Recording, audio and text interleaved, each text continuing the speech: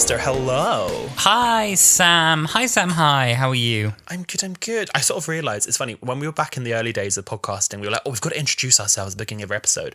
We never do, but we always accidentally do because we just first name each other. We're like, Alasdair, hello. Sam, Yes. hello. I think that's probably best practice. I know. It's just become our subconscious way of introducing the pod. But hello, I'm good. How you doing? I'm doing very well, thank you. At time of release, it's Wicked Day tomorrow. How are you feeling about that? I am... Oh, you know what? I'm absolutely buzzing for it. I'm absolutely buzzing. Buzzing. Anyone who follows me, probably on Instagram, will know that the Wizard of Oz just has a place in my soul and the fibre of my being. That you're a friend of Dorothy. I'm a true friend of Dorothy. I actually found some home movie footage the other day where I'm dressed up as Dorothy, maybe age 5 or 6.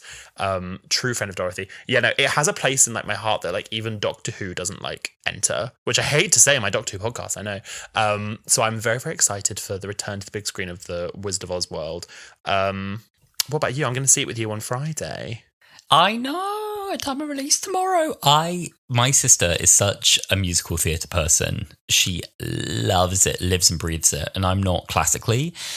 But I think both through her and just through how massive a thing Wicked is anyway, I've realised I know a lot more of the songs than I thought I did. So I was playing, I've been this is so not me, but I've been playing some of the original cast recordings and just listening to it.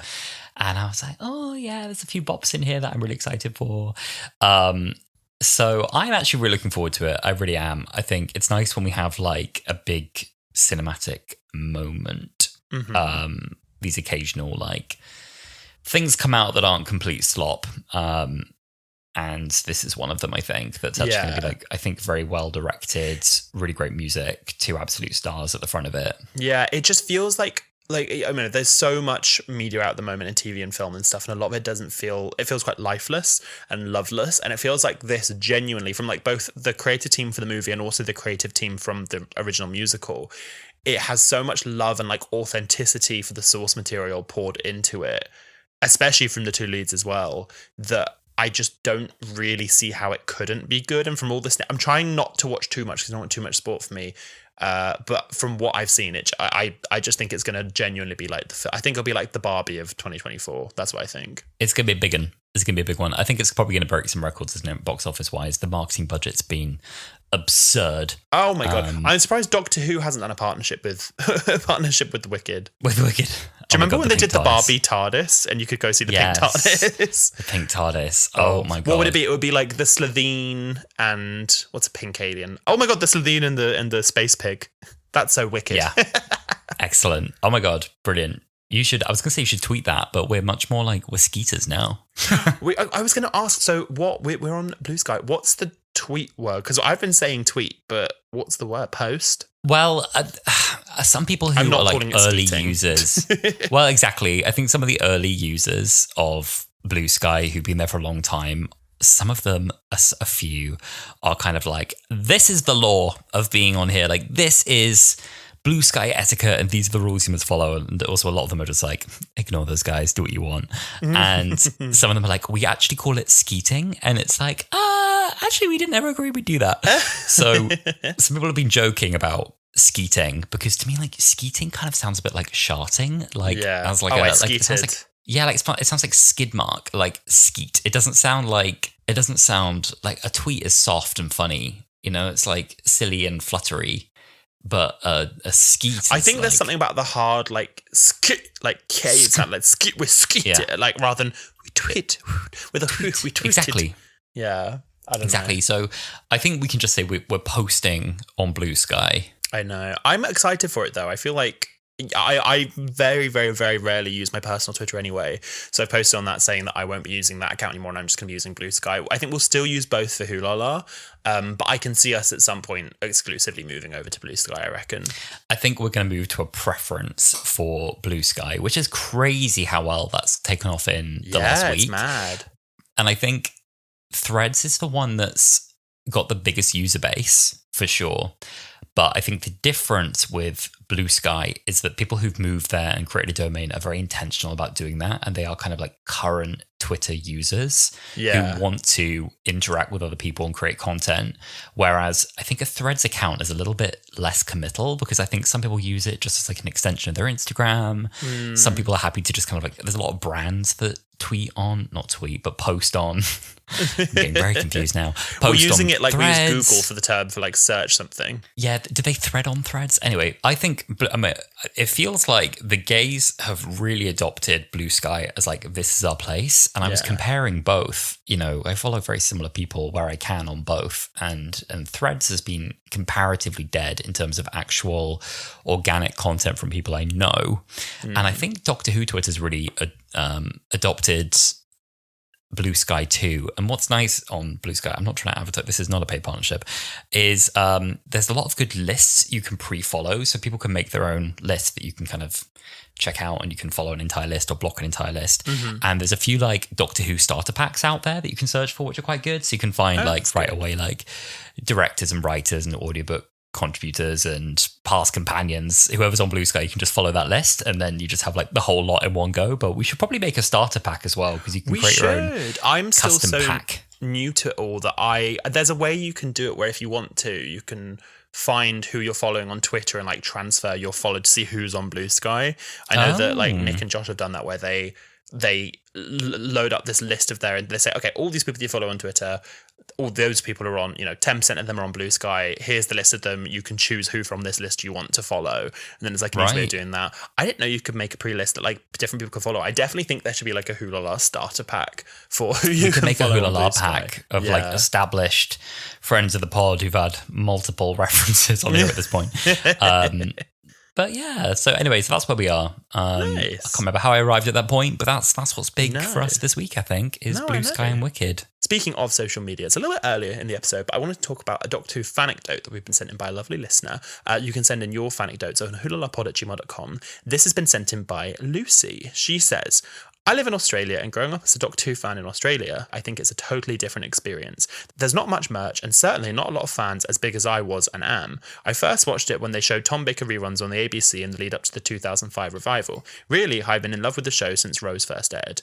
In my September-October binge of your podcast, I really related to your discussions about growing up during the Capaldi-Whittaker era, and I kind of dropped off a bit in Clara and Capaldi's second season and watched on and off during the Whittaker era. I'm trying to get through these episodes now, as I'm actually finding I like them a lot more than I remember, but my reintroduction to the love of the show was during the specials last year. Through the specials and my Reels algorithm became much more Doctor Who focused, and through that I found the Come Along Pond, which led me to your pod later on. After rewatching all of Eccleston, Tennant and Smith's era last Christmas, I decided to book a trip to the UK that I'd dreamed of since I first saw the show.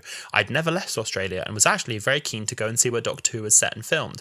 Honestly, I had so many weird looks and questions when I said I was going to Cardiff, but the joy I felt going to see all the sites was totally worth it all. Even just generally visiting the UK was so much fun. I was actually there while the new series was airing, as it would happen, but I couldn't access the episodes on Disney Plus because it knew I was in the UK, and I couldn't use iPlayer because I don't have a TV license. Oh, bless you. Oh, no. No. Arr, you could have arred. I think I may have been wrong. I was confused. A bit sad I've not found any classics on streaming services here. We do miss out on a bit.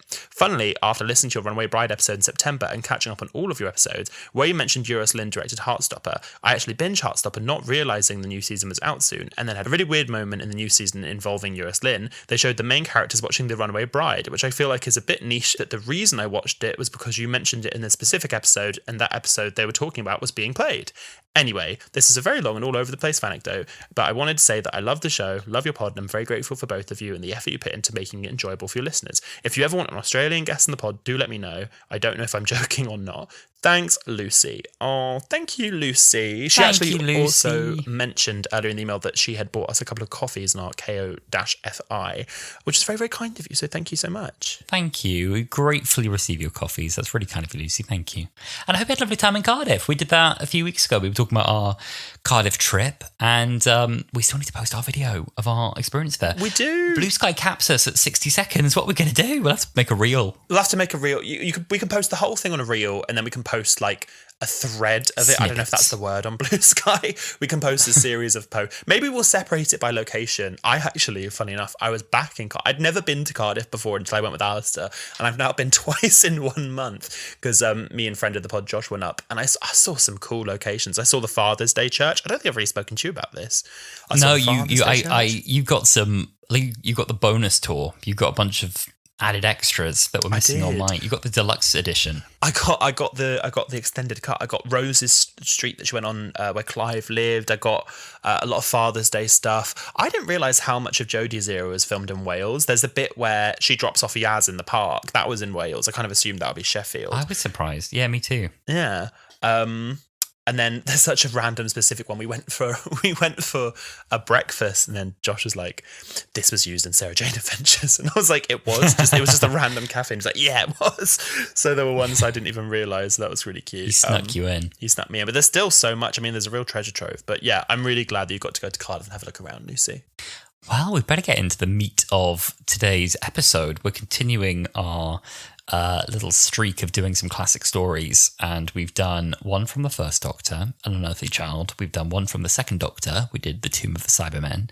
And this week, it is time for the third Doctor for Carnival of Monsters. And this one was actually recommended to us by Matt, friend of the pod, at Stradihuvius on Blue Sky. And according to Matt, this is a banger third Doctor story. So if we're in any way disappointed, this is all entirely Matt's fault. Oh, you're cruel, you are. You're cruel. You're mean. Oh, Matt added a quote as well. Oh. Matt said about this episode, "It's such an interestingly early meta-commentary on the status of Who within the BBC. A very generic and dumb but fun romp trapped inside a bunch of grey executives deciding on its future. Brilliant." That's so interesting. I never really thought of that as the context, because I watched this blind. I didn't know much about this episode. Well, I'll tell you what, I'll give you some context of the episode and then we'll jump into our thoughts in a bit. So this story was aired from the 27th of January to the 17th of February 1973, written by Robert Holmes and directed by Barry Letts. It averaged on about 9.2 million viewers an episode and has an average IMDb score of 7.7 out of 10. Yes, and if you haven't watched this story, don't worry, it's on my iPlayer. And if you don't watch it there, which is lazy, here is a quick recap. Joe and the Doctor land in the TARDIS, aiming for Metabilis 3, instead arriving on the SS Bernice, a ship that mysteriously vanished in the 1920s while crossing the Indian Ocean. The third Doctor and Joe are repeatedly arrested as stowaways and realise that the ship's crew and passengers are trapped in a time loop, endlessly repeating their actions with no memory of previous events. Escaping through a strange hatch visible only to them, the pair find themselves navigating the circuitry of a massive machine, eventually reaching a swampy marshland. They soon discover they are still inside the machine, which is in fact a miniscope, a device that shrinks and traps creatures in a miniature replica of their natural habitat. These devices were outlawed by the Time Lords, but one has evidently survived. Pursued by the Drashigs, vicious swamp predators, the Doctor and Joe retreat into the circuitry. The Drashigs break through, difficult word to say, causing chaos as the Doctor and Joe flee back to the ship, becoming separated amidst the confusion. Meanwhile, the Miniscope's owners, travelling showman Vorg and his assistant Sherna, arrive on the bureaucratic planet of Inter Minor. Suspected of espionage, they are barred entry. A tribunal investigates the machine and learns that it can restore objects to normal size, demonstrated when a Vorg removes a foreign object, the miniaturised TARDIS, from the machine. Two tribunal members, Kalik and Urim, plot to unleash the Drashigs to destabilise the government and force the president to resign. The Doctor escapes the miniscope, returning to his full size and teaming up with a hesitant Vorg. Using the TARDIS, the Doctor re-enters the machine to fix the damage caused by the Drashigs, who have overheated its systems and endangered all of its occupants. However, a tribunal member sabotages the machine, leaving the Doctor and Joe trapped inside as the life support system begins to fail. Outside, two Drashigs escape, but are killed by Vorg. Two members of the tribunal meet their end at the claws of the creatures they wanted to exploit. Vorg fixes the machine, activating a switch that restores the Doctor, Joe, and all other trapped creatures to their rightful place in space and time. With peace restored, the Doctor and Joe depart in the TARDIS, leaving Vorg to hustle for funds with his cheeky carnival tricks.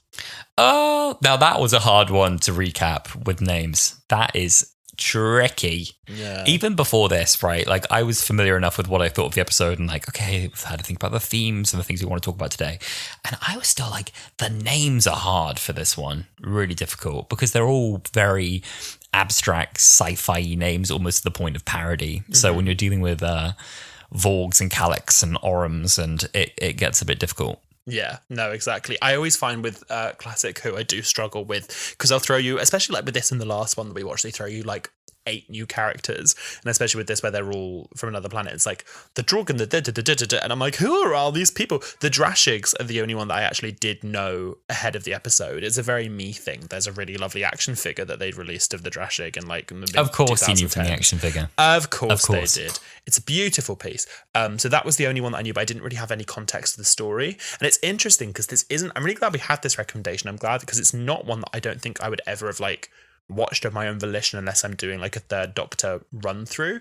But there's a lot of fun in it. It's not like a perfect episode to me, and I think we said about last week that like with Classica in general, there's certainly like a format issue with like things running quite slowly. I think one of the best things that Doctor Who did in the revival is they amended the format of an episode or a story to be either a 45-minute or a 2-part 45-minute story, rather than one story broken into like 4 25 30-minute episodes, because they tend to like drag along in a way that isn't the most engaging sometimes. It's much more serialized, chopped up stories into little bits.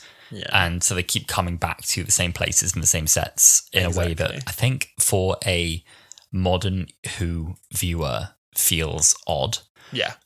Because you're like, oh, we're still on this. Huh. And, you know, we keep coming back to the same rooms and the same places on like episode 3 or sometimes, you know, on episode 5. And we're like, oh my God, we're still here. But it's obviously chopped up into much shorter pieces. Yeah. This is interesting. It's an interesting difference. It is. I've got to agree. I do prefer a more packed story and like a nice contained story every so often, a 2-parter, but I think I prefer the modern format too. No, me too. Well, look, we've got a couple of thoughts in from both our X account and our Blue Sky account. On X, Bionicle Bottom says, I have this one on VHS. It's one of my all-time favourites, and 3 and Joe are one of my favourite Doctor companion duos. I really like Joe and the Doctor as well. I think they work really well. Yes. And then on Blue Sky, I'm going to butcher this because it's Welsh and I'm really sorry. E-Drag. I'm so sorry. It might be Drag. Probably my top 5 of the Third Doctor serials. I am excited to watch more. There's a few Third Doctor ones I've seen, and I just love the Third Doctor. I think he's so swashbuckly, so that's really fun. Yeah. And finally, Daisy on Blue Sky said, the Drashigs are my all-time favourite monster. That's such an interesting choice. I really like it when someone's all-time favourite monster is one that hasn't had a New Who return yet. I like that a lot. There's a lot in this that I'll get onto that I think could be translated really nicely into New Who, that they have like maybe done little elements of, but never quite in this way. There's room for certain parts of it to return. I thought I'd like to start, if I may, with a broader comment, I think, on just my thought on the style of this era, which is fun because we've gone from black and white Who last week into a suddenly very colourful era this week, which is super nice. Yes. And we launch in with the Pertwee opening titles, which are just so beautiful and colourful. And I think the first time I saw them, like in the context of an episode at least, was the Auton story, Spearhead from Space. And obviously that's then paired with like the whole thing being shot on film, which looks gorgeous too. But it's just so jazzy and so right for this era. And there's other elements of it, like the styling on the two of them as well. His velvet jacket, both of them also just have absolutely outrageous boots that I love. Like, they both have knee-high boots. Like, both of them almost have like matching boots, which is so camp in itself. And even like details like Joe's haircut in this as well. She kind of looks like 3 of ABBA all at once. Oh my God. And it's just like, I just love the look of it. I just think it's fantastic. Yeah, no, I would never have thought to put it like that, but I completely get what you mean. Yeah, no, there's a real like swashbuckliness to both like 3 as a character, but also like the dress sense and the making of this era. This feels very swashbuckly. I do love that they both have basically matching go-go boots. It's just, I don't know, it's the way it's written, it's the way it's made. This is going to be such a niche reference, and I always feel crazy whenever I talk to him about this because no one knows what I mean. I would love to know if a listener has ever seen this. Does anyone here know Through the Dragon's Eye? It was like I think a BBC Kids like semi-educational TV show in the 70s, and my school had it on VHS and they made us watch it. It was like a serialized thing about these kids who drew a mural of a dragon on their school, and it like came to life and transported them to this other world. But it just feels so, it's got the same energy that like these Third Doctor stories have, like those grey aliens all painted monochromatic. It felt very that. And there's a kind of je ne sais quoi that like I don't think any other era of Doctor Who has. I don't think it's in the fourth Doctor's era. I don't think it's the second Doctor's era. But it's so fun. And I like that comment from Blue Sky as well, where they were saying that it almost felt weirdly modern at times, because I completely see what they mean there. But yeah, it's got a real feel to it that I don't think you feel anywhere else in Doctor Who. I think like for the Third Doctor's era, a lot of people like describe it as kind of like the Bond era, and I think this one's actually a bit of an exception to that. And I was surprised by that. Like this one leans in a lot more on the silliness and on the humor. And it feels quite unusual. And I guess part of that is that this is the first outing for the Third Doctor with his repaired TARDIS. So in theory, like this is the first time they can see aliens in space. And I guess they were like, we're going all in. We're going all in. We're holding nothing back. Oh, we're seeing the aliens. We're seeing the aliens this week. So I really like that. It's funny you said swashbuckling. I get a bit of a different vibe from 3 that the Bondiness comes through very much for me. I see like there's such a flamboyance in the outfit and his hair, and he like wants to drink whiskey and he like pulls out like the punches. So I absolutely see the swashbuckliness in that. But equally, I find him quite he's got a certain like classiness to him. He's quite how do I describe? He's always very calm in a lot of situations. He's got like a reassurance and a lot of like warmth to him. There's a moment where they're in this like utter peril where they've got two options. It's like they can go ahead and they can fall down like a 50-foot chasm, or they can go back and get eaten by these creatures that will never stop chasing them, that have got their scent. And she's like, oh my God, like just like if we go that way, we break our necks. If we go this way, we get torn apart and eaten. And he goes, Joe, things do look a little difficult at the moment, I admit. And he's just very like, Joe, we need to think about this laterally. And she's like, well, we can't go sideways. He's like, no, Joe, not literally laterally. But I really like that. But I love that too, because then like she reads it super literally. And she's like, we can go sideways, Doctor. If we do that, oh, Doctor, you're a genius. And he's there and he's like, yes. I am. Like, it's so funny. Yes. He has a real presence. And again, I guess similar to the Second Doctor, there's a protectiveness you feel as well over Joe, which I really, really like coming from him. Duty of care, Clara. He, I think, is absolutely one of my favorites. I just find something so oddly comforting about Jon Pertwee on screen. He's like a sense of control in like very odd and chaotic situations, and the way he always plays it as well, like no matter how absurd the makeup, the sets, the aliens, he always plays this very like grounded character and does it with this like, he's a very human Doctor actually, alongside some of the others, and actually feels pretty different to a lot of the quirkiness of 1 and 2 that have gone before it. And then just throws in a bit of occasional justified violence, which is so funny. There's a whole scene in, I can't remember if it's like episode 1 or 2 of this, but he's just like, right, like we'll have a punching fight. And there's like, right, we'll agree on the rules. Yeah. And so he takes a punch, ooh, and he's just, and then he gets the other guy, doubles him over. He's like, there we go. It's so jarring in a really funny way, but that's very 3, the like fisticuffs, but it's very like it's not like a brawl. It's like, right, okay, so we're going by these rules. Okay, of course. It's a very dignified fight. It's a very dignified fight. Also, Harry, what are you doing here? Like when Harry, what are you doing here? I was like, Mr. Sullivan, this is too early for you. I knew he had another role before Harry. I just completely forgot about it, and then he popped up, and I was like, Ariana, what are you doing here? Yes, it was so funny. I wrote down a note. I was like, is that not Harry? And I guess he isn't playing Harry, but I was like, that's Harry. That's so strange. So he pops up. It's also funny because he's playing like a military doctor, and then here he's like a military sailor, and like it just felt very similar at points. He did. That was a nice little crossover. But I mean, what if not the tradition of Who actors showing up too early and then coming back again as main characters? Oh yeah, I reckon. Was this potentially one of the first instances of that? Maybe, I don't know. It could be. Third Doctor era is pretty early. Let's just nod and guess, as we do for a lot of this era of Who. We're like, maybe. We will.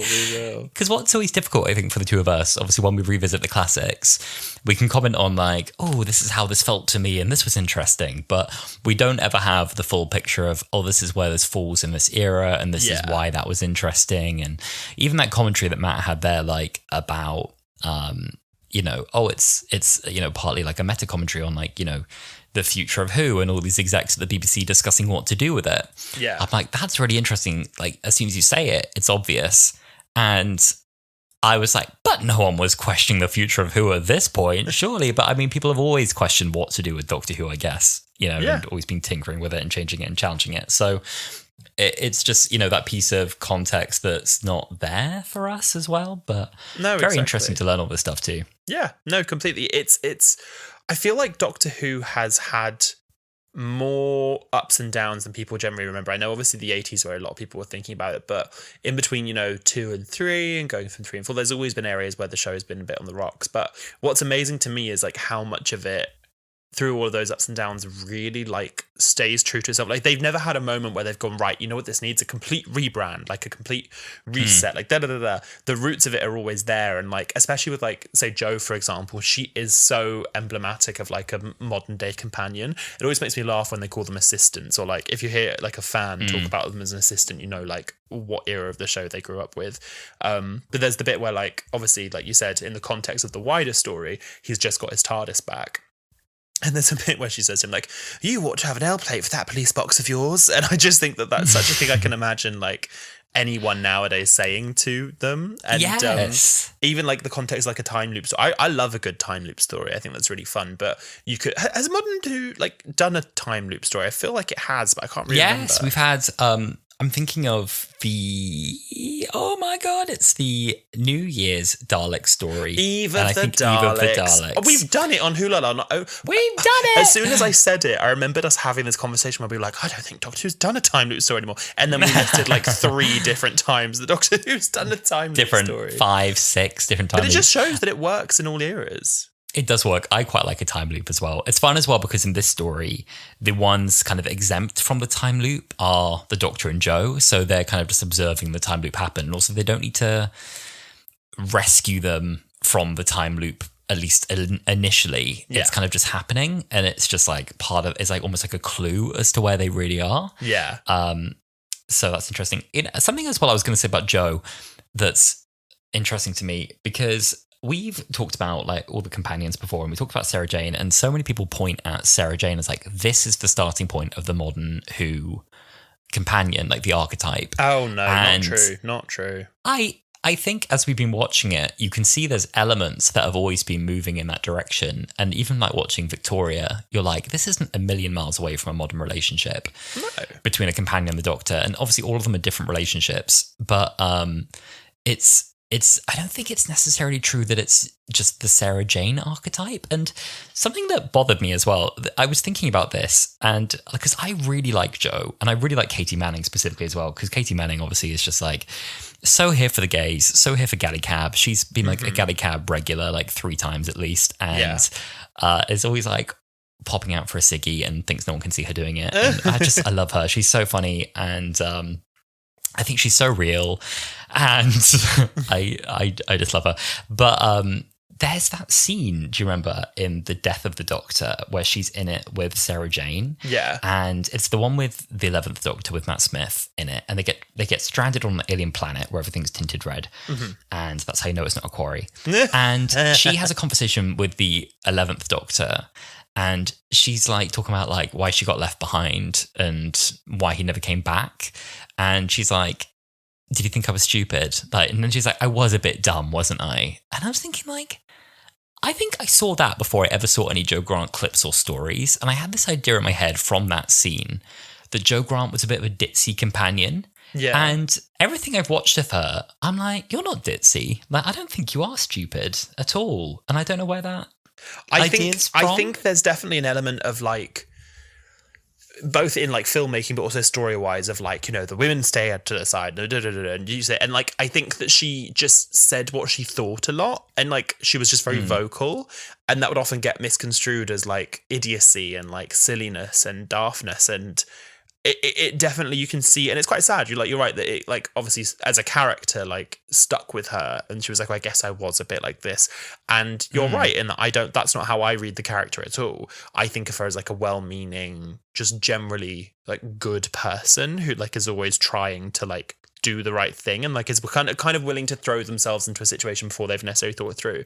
But the scene that I thought of, when that was making me think of, which I was like, no, she's smart, she knows what's going on, is the bit when they're hiding and her foot's showing, and they're like, I can see your foot, stand up, and she kind of mimes to the doctor, she's like, oh, that's my foot, you stay here, I'll go with them, you go figure it out.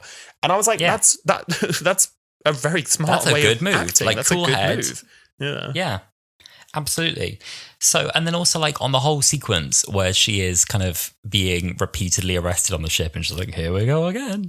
She's just like getting on with it, repeatedly escaping, doing what she needs to do, not freaking out, you know, trying to encourage other people on the ship to remember, but they can't.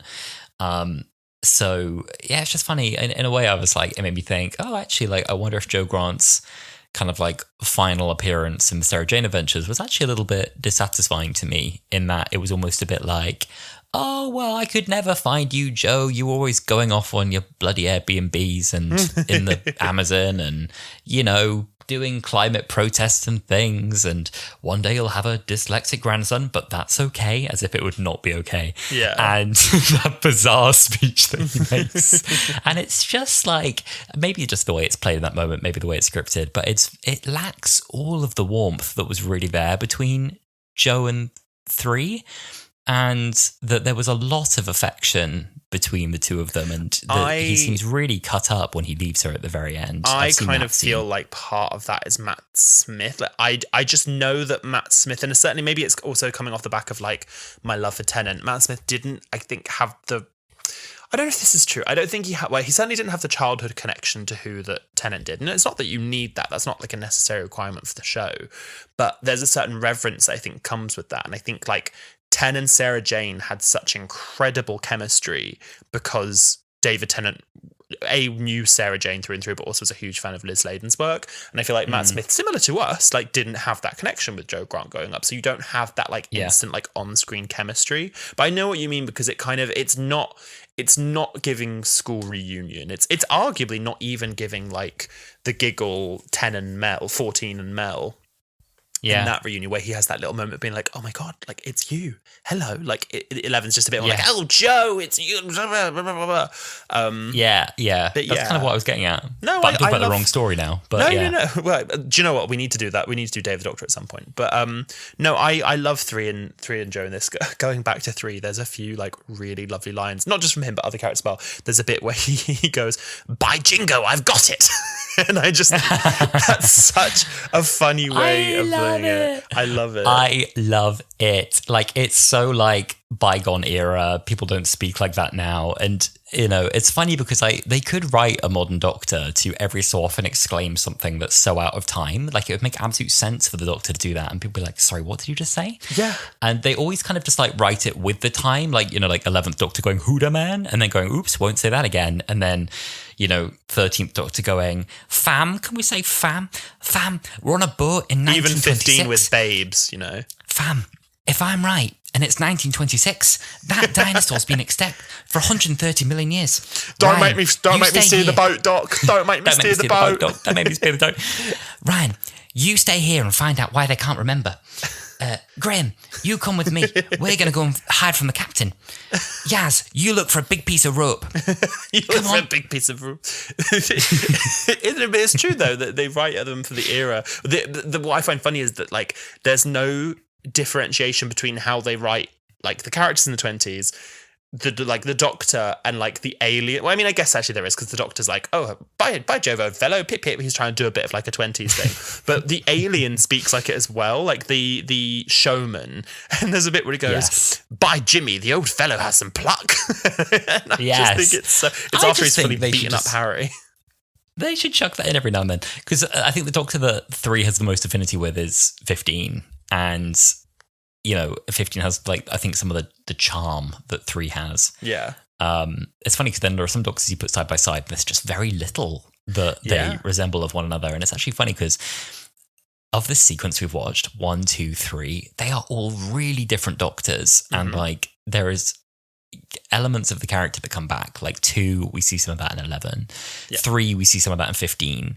But 1, 2, and 3 are really different Doctors. Like 2 is quite silly and quite childish. 1 is quite a naughty, pesky old man. 3 is a drinker and a swordsman and a karate guy, and also very, bondy and smooth, and they're just like very different men, and I like that they were willing to play that much with the character so early. And then again, 4 is completely different, and we'll come to that next week. But yeah, no, exactly. I'm excited to see. I'm glad we're doing this, because especially in the lead up to the 5 Doctors, I've watched the 5 Doctors a million times before, but I feel like I'm now going to go into it with much more of a lens of what each of these Doctors were like within their era. And like you said, you can put them like next to each other and you see some of them are super, super similar and some of them are so different. And I think 3 fits in that kind of like roster in a really sweet spot that just makes him such a likable Doctor. Yeah. And I just love that for some reason in this era, both episodes I've seen, he's a drinker. Last one, he was enjoying the cheese and red wine. This one, he's like, oh yeah, go on, I'll have the scotch. And it's like, he's never done, I don't think he's ever done that again. I could be wrong, but I've never seen the Doctor like with a taste for like fine wines after this. Oh, but that's so 3. That's so 3. Yeah. And also 3 seems like, as I was saying, he's really calm and very reserved about the whole peril we're in. Always keeps a very cool head, and there's always keeps his probably extremely warm leather jacket tightly on. Yeah. Never looks, ruffled or, even when he's been knocked out and ejected from his machine, he sort of gets back up, brushes himself off and looks very dapper again. Yeah. But he still has that, a later point, like the outrage of like the Doctor when it gets to like, they find out that, this tribunal is like, oh yeah, we're going to, destroy your machine, jettison it into space and kill everything inside it. And they're justifying it through all their kind of little immigration rules. And they're like, oh, well, it's not procedure that we can have livestock brought in there. And he's like, livestock. And I love that he manages to give a very stern delivery, which is very like, you people are idiots and you're so below me. But I will explain this to you like a child. Why you are so stupid and wrong, sir. Yeah. And he always adds in a sir. I know. I like as well the link with like the Time Lords, because we've barely seen the Time Lords. If I'm right, and obviously I've not been super well versed with the classic era, I think the only other time we've seen the Time Lords, well, I think the only time we've seen Time Lords before this was in the final 2nd Doctor story where he gets sentenced to go to Earth. But I like the reference to the High Council of Gallifrey, and that the Doctor, he said he, quote, made a nuisance of himself in front of the High Council to get the Miniscopes banned. And there's already that law of like the Time Lords don't interfere, but he kind of pushes them to do so, and that kind of like has some nice world building. Just off the back of you saying about his like the rage and the fury of a Time Lord. There's this bit after he's done that little speech where he's gone to get Jo, and she's like, "Doctor, where have you been?" And he just says, "Now stop asking silly questions and come on." And I just think that's so funny. Get over here! Right off the back of that like speech, it's so funny. There's a lot of funny campery in this. Another moment actually that makes me think of is they're on the marshes. They are running from these monsters, and we've got to come on to the monsters next. But we have to talk about those designs, prosthetics, puppets, whatever. And he's like, "Run for it, Jo!" And meanwhile, Jo is like knee deep in a pond, and she's like, "I can't, I'm stuck." And it's just Katie Manning in a field in water, probably just with like actual trench foot. And I can't. And he's like, right. So what he does is he gets out the sonic screwdriver. He kind of like pulls it down and triggers it like a lighter. And with that, like 9 explosions go off. Like, and suddenly I can't remember what the monsters are called. I can't say the word properly. But they're all on. Yes, they're on fire. And he's like, right, I'll have to do for the minute. And I'm like, how long have you had that trick up your sleeve just to set them on fire? But it's just he has a way in this era of just like a lot of justified violence, which is like, you know, a calculated kind of like, right, I will have to now fight this guy with fists. And he's like, right, I will now have to set off an explosion. It's just, I will have to. And so he does, which I enjoy. Yeah, no, I like the practical. There's a bit where he uses the Sonic. He does the fire thing, and then afterwards he tries to do it again.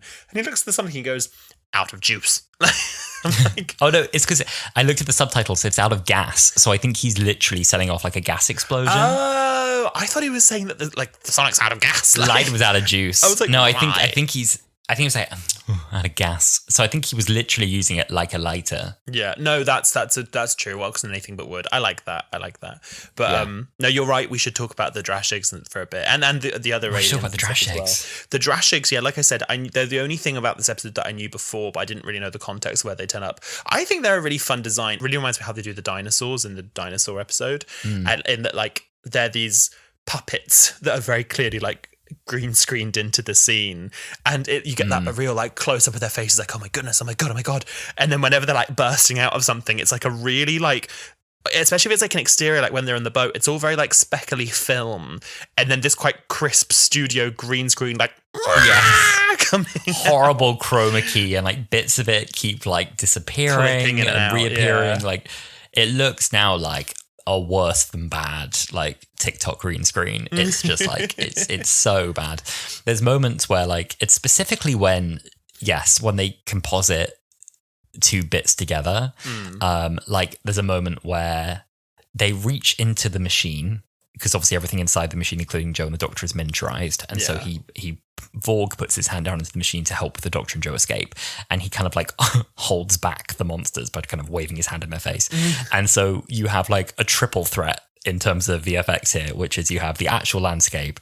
On that you have then the green screen kind of puppets of these monsters, and then you have this hand which looks completely wrong, kind of just waving on top of it, and it just looks awful. Like actually some of the worst effects I've ever seen in Doctor Who ever. It's of the era. I'm so willing to forgive it. I'm just like, well, it's of the era. It's of the era, but in 1973 we're now approaching like some really great sci-fi that's starting to emerge in cinemas, and I think this is probably the part where it's like bits of this, it's like oof. Yeah. So obviously it's the gap between TV and film is massive, but anyway, and there's another bit as well when the Drashigs emerge on the ship, and they kind of like suddenly burst out the hull, and they all start shooting at it, and it just looks so wrong. Like it's clearly shot on two completely different cameras at different scales, and it just looks really dodgy. But that all being said, the design and concept of them I quite like. Them just being like spiky slugs with a horrible shriek.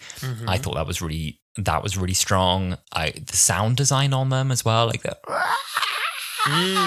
was really distance good. Is like that was great too. It was more just the way they like burst into frame, or they'd be like, oh my god, Doctor, look, and you turn around and there's four of them are like suddenly there, and you didn't have any indication they'd entered the room until we cut to them. Was quite funny. Yeah, no, I think that they serve the purpose of them. It could have been like any monster that like it's just some big mindless eating thing, you know, that's going to come and like chase them chewing up the machine, up the machines and stuff. I quite like them. That worse than the compositing. And I always say it's not bad animation, it's bad compositing. But worse than the compositing of the Drashigs, it's the bit when he's like, I'm not putting my hand in there, and it's like, no, go on, do it. It's like, all right, and the Drashigs are like coming to eat them, which are already kind of like. I don't think that might be green screen. I think when it's just a Drashig by itself with like the sky, I think that might just be filmed puppet with like a sky background.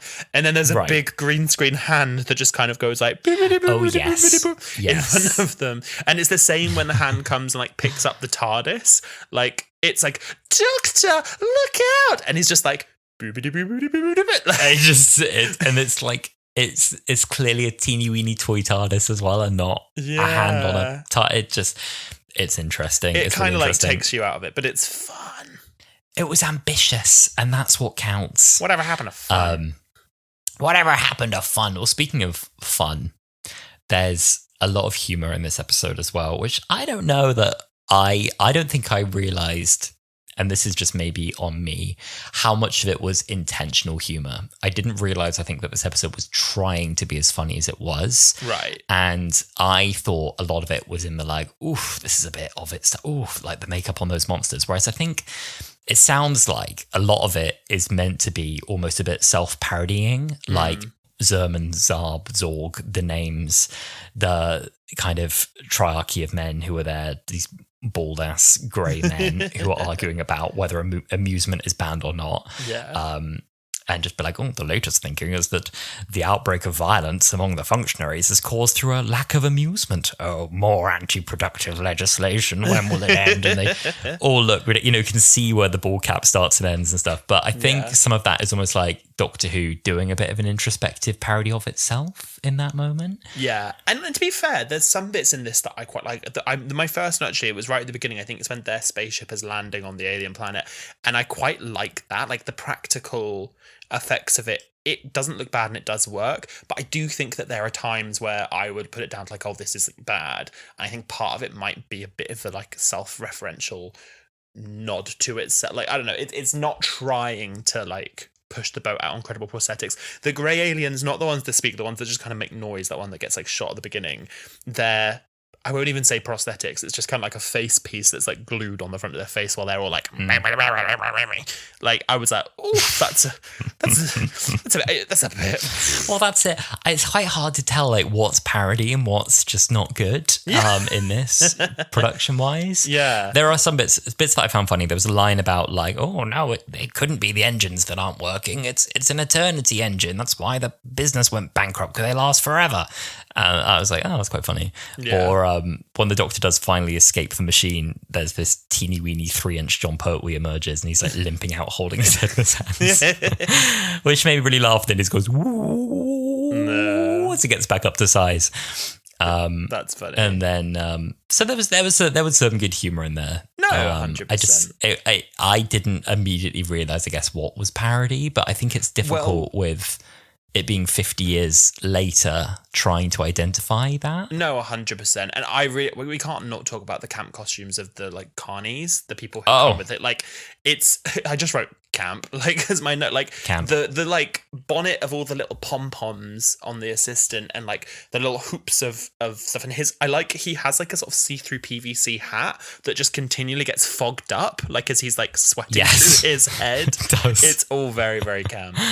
Yeah, Sherma and Vorg turn up, and they, in a way, I guess they are like their own Doctor and Joe, but on a much less exciting adventure. And it's funny as well, because you were saying that, you know, not to spoil a fun fact, but, you know, Sherma, the sort of, I think he keeps calling her the assistant, doesn't he, Vorg, which I guess in itself is part of the parody. Yeah. And he's like, oh, she's my assistant. And she herself, I think, was in the running to be cast as Jo Grant. So they wrote her apart specifically as this. Yeah. And also there's a lot of it that they spend kind of like also beside the TARDIS in the absence of Jo and the Doctor. So, well, interesting. So the actress who played her was called Cheryl Hall, and then the actress who played the 1920s woman on the boat was called Jenny McCracken. And both of them, this is according to the DVD commentary on the special edition of the episode, they were in the final shortlist of 6 actresses for the role. So it was only those 2, Katie Manning and 3 other actresses, and it came down to Katie, but then Barry Letts promised both of them that he would use them in future casting. So this is kind of like roles not necessarily written for them, but roles where they're like, these people would fit that really well. I don't necessarily see that for the woman from the 20s, but I can really see her playing like she's very companion-y in it at times. Yes, not just in the fact that she's the assistant. She's really entertaining. She's great. In fact, actually, you know what? I like both of them as characters are fun, like Sherma and Vorg on it. Yeah. They are just like silly salespeople who turn up with this absurd, not a scam. They obviously like are also quite adept scammers. Yeah. But you know, they've just got this extremely unethical machine. They wanted to call this episode, I think, Peep Show, but they pushed back on that because Robert Holmes, I think, wanted it to be called Peep Show. And they were like, no, you can't call it Peep Show because that sounds naughty. Yeah. And he was really unhappy about that. But essentially, they have a traveling peep show. It's, you know, full of, you know, random bits of history siloed off in different parts of it. I like the shots you get of like the Ogron and the Cybermen, like recognizable things. That's quite fun. I like that. Just talking about the 2 showmen, there's a bit in it. I can't imagine it's scripted, where Pertwee's being incredibly Pertwee, and he like goes to talk to them very seriously, and they're both laughing, but like completely out of character. Like, and I fully just believe it's the actors just like laughing at like Pertwee's like doctorisms, and she's just like both of them are just giggling. I don't know if you clocked it. It just really got me while I was watching. I thought it was so funny. I didn't. I'd love to have a lunch with Pertwee. In fact, I'd like to just be on set. I just feel like they probably all went and drank a lot every day, and I think it'd be really fun. I'm just coming up with my own ideas of what it would have been like to film in the 70s, but Exactly. but their parts were funny. I like them. Their costumes were very silly. The whole thing was silly. Like everyone looked like a very rushed idea of an alien, and you know, these dull administrators being so dull that they're all painted grey with little pink eyes and little pink lips and bald heads and fully grey, vaguely sci-fi costumes, and you know, very interesting. Yeah, no, exactly. I feel like the grey evil people are like a little bit annoying, as in, and I know they're meant to be. So like, annoying. That's the point, but they're just like they're just annoying. Exactly. Yeah. They are, in a way, like they are the main antagonists, and I think something that definitely like works on me is when the villain isn't just like evil, but is evil through their ineptitude. You know, like when there's like there's like a rescue about to happen, and then someone completely fluffs it, and it's like, oh, you can't do that, and they mess it up for everyone. Yeah. And they do that at a few points in this, right? It's just like they cause problems through their own bickering and power squabbles, and that makes you really hate them. Yeah, exactly. And yeah. So I think they're effective. I'll rattle through a few other things I thought. One, the opening of this story, when it begins, it is like truly what is going on. It's meant to unravel slowly, and you go like, oh, that's what happens. These seemingly very unrelated things, yet it turns out, of course, it's all related. Like the Doctor and Joe story is happening within this, you know, alien machine from the first part of the story, but it's very hard to grab that at first, and when it unravels, I think it's actually quite pleasing. And the time loop and everything starts to make sense. And at the end as well, I thought all these stakes coming together was quite exciting. I really did enjoy it. You know, everyone's passing out and dying on the ship, life support failing, Drashigs are being released, Vorg is firing his laser that he's apparently got a cartridge for, the phase 2 switch is broken, some of these administrators are dead. I enjoyed it all coming together, and Pertwee dying dramatically on the floor going, phase 2 switch, Vorg. I enjoyed that. The highlight of this for me was, I think, the Joe 3 relationship and just the friction there is between them, I think, especially at the start, where Joe is like, you are not in the right place. He's like, no, we're on the third moon of blah, blah, blah. And she's like, no, you're not. Like, this says Singapore on it. Those are chickens. He's like, no, we don't know if they're chickens. Like, they could be the intelligent life form here, Joe. We can't assume anything. Can't assume they're chickens. Doctor, those are chickens. Also, it stinks. He's like, no, the air's clean. The air's beautiful on this planet. And she's like, it stinks. It smells like a farm.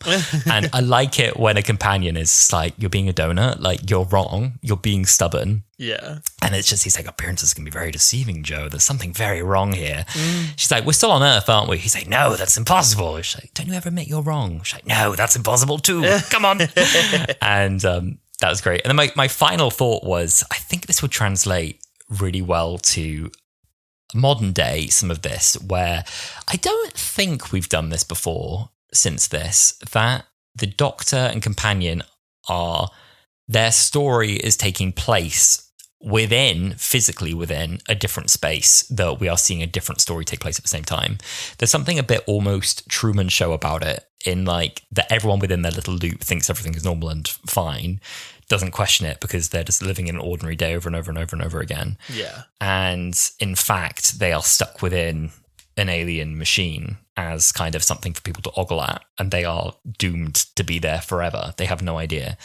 And I think there's room again for the Doctor and the companion to turn up in the middle of, you know, a mystery of, but this ship went missing in 1922, and but this plane crashed on this day, it was never found, or we're on that moon that vanished, and but how can we be here? You know, like stuck in the middle of an unsolved mystery.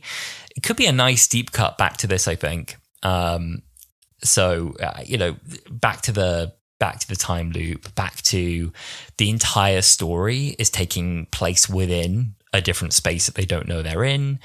I think would be really fun to return to that. Yeah, I think that there's definitely elements. I also thought as well that like the grey aliens, they're such like nothing aliens, to be honest, that like you could, if you need a random alien species in Doctor Who, just like within the wider story, to like have like a couple aliens from random planet. Like I'm thinking like the End of Time in the bar where you just have a million aliens, like they'd be like a fun one to pull back. Like you don't need to have watched this by any stretch to get that, but it's like a fun bit of lore for people who are fans of classic Who.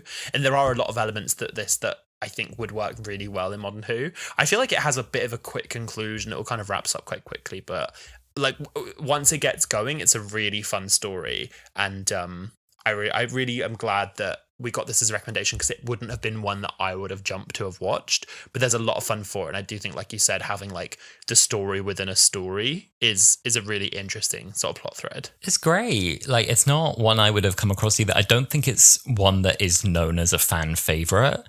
And so this was a really fun recommendation. And so this is a sincere call out as well. If you have an episode that you think we should look at that we might have otherwise missed, we'd love to hear it. Yeah, please let us know. We're looking at the Fourth Doctor's episode next week. I have a lot that I love. You've said before that you maybe want to avoid a Sarah Jane episode because we've just given Sarah Jane a lot of love lately, as she deserves. There's so many other companions within the Fourth Doctor's tenure that we could like focus on.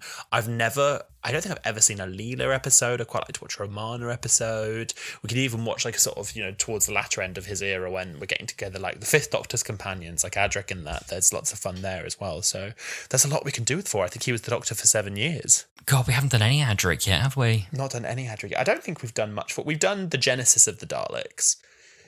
And I think that might be all the 4 that we've done so far. So I'm excited to jump in. Me too. Yeah, well, please reach out to us on all of our social media accounts. We are everywhere at Wholala Pod. That is now X, Instagram, TikTok, Threads, and Blue Sky. Let us know. What do you want us to watch? But before then, I've got a little game to play, Alasdair. Oh! So it's a game which we love to play on Wholala called Camp or Damp. Oh my god, Camp or Damp. Wow, yeah, woo! So for anyone who hasn't listened to this on Camp or Damp before, we like to play a game where we look back on moments from the episode we've just seen and say whether they're camp or whether they are damp. Alasdair, would you like to play? I'd love to play whenever you're ready. I'm ready. I think I've got a couple for you and then you've got a couple for me. I'll do mine. Vorg and Shurna's outfits, camp or damp? So camp. I love Shurna's like a bobbly hat thing that she has, like the dangly pom-poms that she has. It just looks like something that was just, tossed out of the costume department at haste with the instruction of just make anything. And I love it for that. I think it's great. I agree. The transparent hat that Vorg wears that also steams the longer his pieces go on is great. Camp. Harry Sullivan, the sailor, camp or damp? Harry the sailor is quite handsome is what I thought. I wasn't thinking, ooh, camp, hello sailor. I was kind of just like, all right. Like he had a little something I felt. I don't know if that's a weird for me to do out of nowhere turn this into a hear me out. But no, you're not wrong. The Drashig green screen, camp or damp? The Drashig green screen is quite camp. I love that they went for it. I think Doctor Who is nothing without this legacy of giving it a good go. And God bless them, they gave it a good go. And I think cut against a very honest delivery from John Pertwee. I think it works especially well. Camp. A couple for you too. I had so many camp moments in this one that stood out to me. One of them was the line, "You look like you need a peg." When was this in the episode? Because I do not recall. He says it a couple times. He keeps offering them drinks. Like when they're just like, I don't feel well. He's whiskey. like, you need a drink. And so he keeps saying like, you look like you need a peg. And that made me laugh. That is camp. That's so far. For some reason I thought it was something that 3 would say. And I was like, in what context is he going to offer people a peg? He's offering the drink. He's like, you look like you need a peg. And there's another moment actually, where the daughter at the very end, like everything's fine, the time loop's ended, they're on the ship, they're going to India, and she turns to the camera and for a moment she has this look flash across her eyes of like, oh my God, I'm remembering something. And she just suddenly goes, Daddy! Nothing. And it was just that. It's so funny. It's so funny. Camp or Damp, the all-star dance company that Sherna says she should have stayed with. And then Vorg calls a third-rate bunch of hoofers. And he does a little dance as well to go with that. I think that the third-rate bunch of hoofers makes this indubitably camp. I just think everything about them is camp. I think like the fact that she nearly stayed with the all-star dance company, the fact they're now like traveling salesmen, like with their little peep show, like that. It's just so camp. It's so full of camp. It's camp. It's camp. There's so much campery in this. So much camp. Well, along with camp, I've got a few fun facts for you. Mm. So while they were filming on the ship, which is the RFA Robert Dundas, doubling for the SS Bernice, production was interrupted when it was discovered that the old brass ship's compass had been stolen. So they had to stop filming and find out who did it. And it turned out that it was John Pertwee who took it. He thought that the compass was going to be scrapped along with the ship so it wouldn't be missed. And in fact, it then like was auctioned for quite a lot of money. So, oh no. So he'd like stolen quite like an artifact from the boat, being like, oh, no one will miss this. No one will miss this. I'll slip this in my pocket. I love it. So funny. The chicken noises were provided by Katie Manning. So she did the noises with the chickens. What? When they say like, there are chickens here, and you hear like, blop, blop, blop, blop, that's Katie's voice. How low was our budget that we were like, well, we can't go to a farm and we certainly can't go into our sound effect archive. We'll just, Katie, can you do I can just see a world where she's like, you know that Catherine Tate sketch where she's like, I can do that. I can just imagine. I can do that. It really is just everyone just doing their bit to just bring the episode together, isn't it? It's just like, let's all chip in. Truly. Well, on the other end of this is like a real like piece of authenticity. The 1920s costume and jewellery worn by the passenger Claire Daly was actually all genuine original wardrobe from the period. So it wasn't made to fit it. It was 1920s costuming. Oh, wow. That being said, I did think when she... Joe arrives, picks up a newspaper and goes, 1926? Well, we've arrived 40 years ago. And I was like, 40? And then I was like, oh my God, like it's been a long time since this episode was on. But then I'm also like, when was this set? Because it was the 70s, so it would have been 50. A small thing, but it would have been like 50. So I wonder if like Joe might be...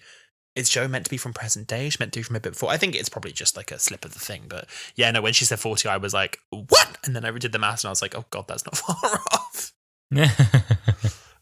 It's unfortunate. It is, but that's how time works. And time also works. That's how time works. In sad ways, because we've come to the end of the episode, Alasdair. No. But don't worry. We will be back very soon. And we are watching all these classic episodes in celebration of Doctor Who's 61st anniversary. And as of time of airing, the anniversary is only a few days away. Happy anniversary, everyone. Oh, happy anniversary. When you said 61st, I was like, it's not 61st, is it? And it is. It's been a while. It's been a minute. 61 years of Doctor Who. What we are doing to celebrate on Hurlela is we are leading towards the 5 Doctors. So next week we'll be watching a serial from the 4th Doctor. And please reach out to us and let us know which one you think we should watch. There's a lot of 4 episodes played with. You can reach out to us on any of our social media, which at HulalaPod everywhere. We are on X, Instagram, TikTok, Threads, and Blue Sky. You can also email us your Doctor Who fanecdotes at hulalapod@gmail.com, and we watch old episodes of the podcast on our YouTube channel, also at HulalaPod. There's actually so many ways to engage. It's actually frightening. But there's more.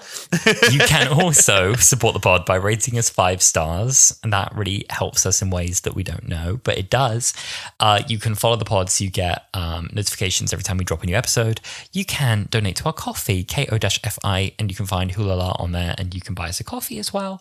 And you can also share this, crucially, with a friend that you think will enjoy the episode, or indeed, when you see us post on the socials, give us a repost or a reskeet or a retweet if you're still living over on X. Thank you very much. Well, we will see you next week when we are revisiting the 4th Doctor's era. See you then. See you then. Happy anniversary. Goodbye.